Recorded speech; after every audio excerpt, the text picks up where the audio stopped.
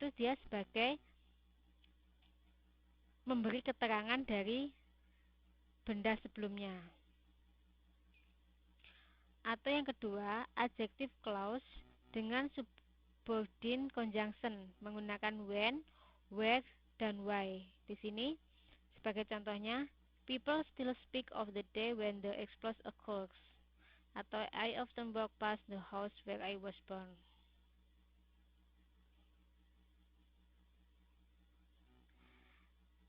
Kemudian adalah tanda koma dalam adjective clause.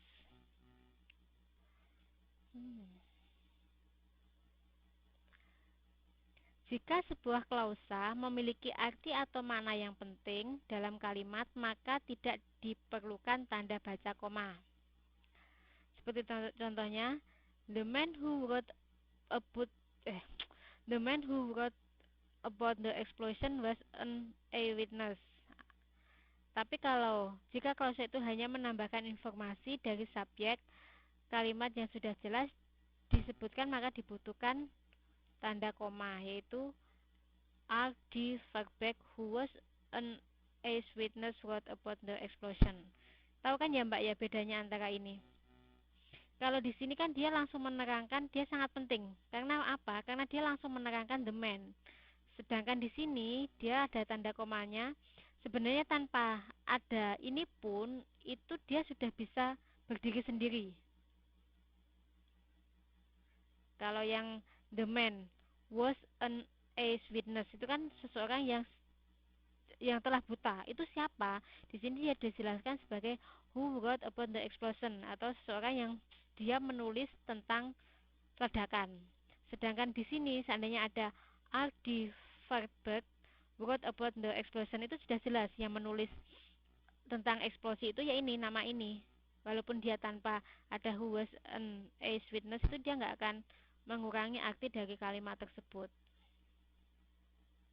Paham ya di sini ya? Kemudian kita lanjut untuk menghilangkan kata penghubung atau subordinating word, yaitu kata penghubung sering dihilangkan dari restrictive adjective atau clause. Yaitu yang pertama, the place you read about occur in this.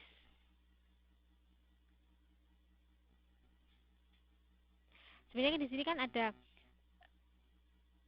the place you read about occurs in 1883. Berarti kan sebenarnya di sini itu ada that atau which dihilangkan setelah place di sini. Walah, iya tah, iya kan.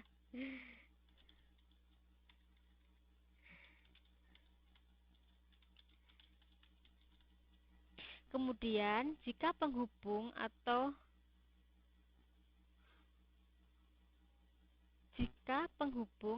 subordinator adalah subject clause atau subject of the clause, maka kata penghubung tersebut tidak boleh dihilangkan, seperti that is place that looks dangerous atau the man who wrote about it saw it. Itu untuk kata penghubung yang dia tidak bisa dihilangkan.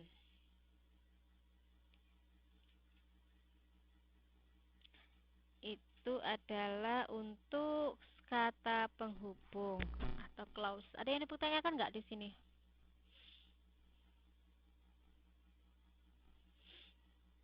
Ada yang perlu ditanyakan kah? Oke, ini kelasnya mau diselesaikan disudahi atau kita lanjut ke satu modul? Modul 7. Sudah sampai di sini atau mau terus sampai kita selesaikan modul 7?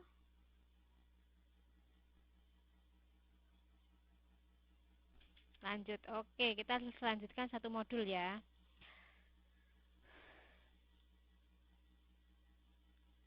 Kita lanjut ke modul 7. Tulisannya kelihatan nggak?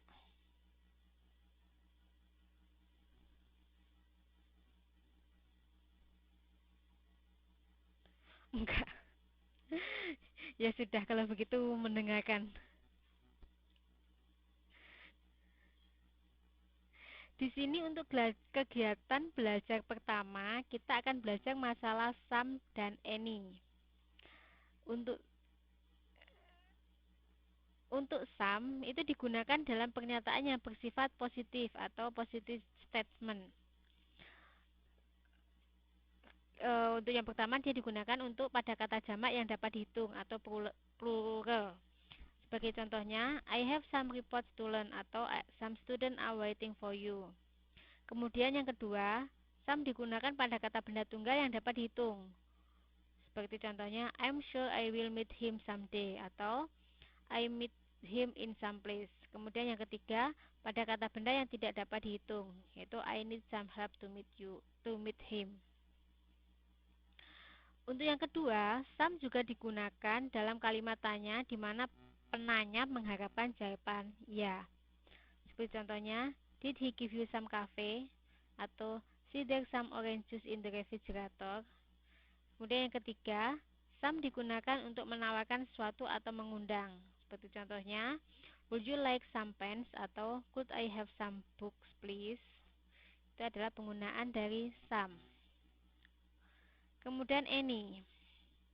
Any di sini digunakan dalam kalimat yang menggunakan not atau sebagai penanda negatif atau sebagai negative statement.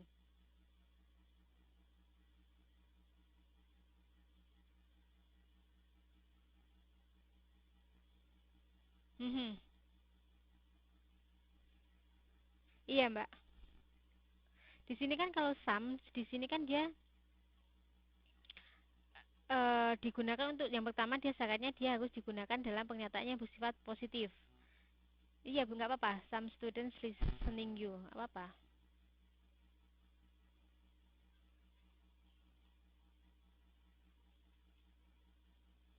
Kemudian untuk yang kedua, any-nya digunakan dalam kalimat tanya, yaitu do you have any friends in Bangkok atau do you want to sugar in your tea?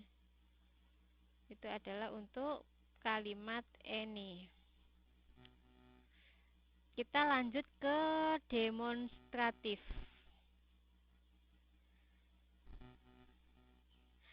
Apa sih demonstratif itu? Demonstratif adalah kata tunjuk yang terdiri dari this, this, that, dan those.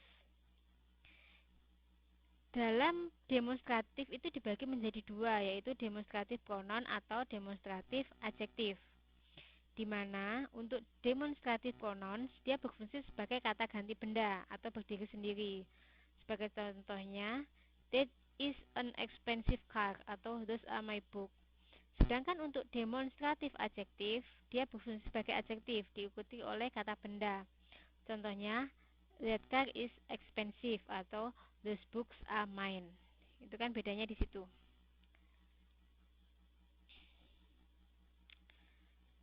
Kemudian di sini ada penggunaan dari this, those, this, dan that. Yang mana yang this diikuti oleh kata benda tunggal atau singular noun yang digunakan sebagai kata tunjuk benda dekat. Sebagai contohnya, this is a book atau this is an apple atau this is my house. Sedangkan untuk this di sini diikuti sama di sini dia sama-sama digunakan untuk menunjukkan benda dekat, tapi digunakan untuk benda jamak atau plural noun. Seperti contohnya, these are my books karena dia dalam bentuk jamak, atau these are pens atau these are new bags. Sedangkan untuk that digunakan oleh kata benda tunggal atau singular noun yang digunakan sebagai kata tunjuk benda jauh. Sebagai contohnya, that is a book atau that is an apple atau that is my house.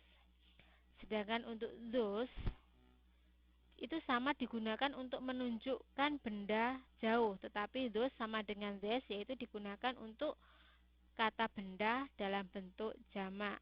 Seperti contohnya, those are books atau those house are mine atau those are pens. Itu untuk modul kita yang ketujuh. Oke, dari sekian banyak itu adakah yang mau ditanyakan sebelum kita akhiri?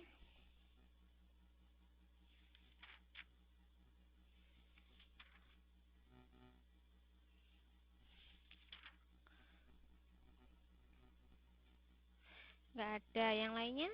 Kalau nggak ada nanti kita akhiri, kita lanjutkan minggu depan.